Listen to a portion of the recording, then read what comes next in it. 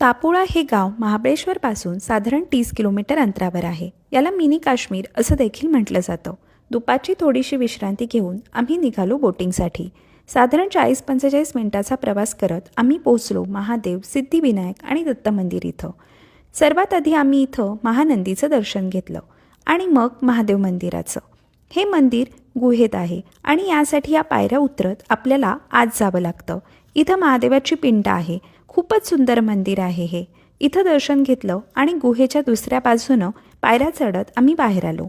यानंतर आम्ही घेतलं सिद्धिविनायकाचं दर्शन. इथला परिसर खूपच शांत व आल्हाददायक आहे.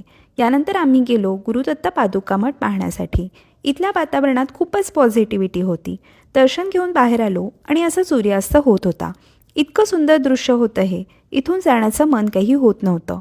पण अंधार पडण्याच्या आत आम्हाला रिसॉर्टवर पोहोचायचं होतं. त्यामुळे निघावं लागलं. जाताना सूर्यास्ताची वेळ असल्यामुळं पाण्याच्या अशा काही छटा बघता आल्या. तुम्ही गेला आहात का कधी तापोळ्याला? हे मला कमेंट करून नक्की सांगा आणि पुढचा भाग बघण्यासाठी चॅनलला सबस्क्राईब करा.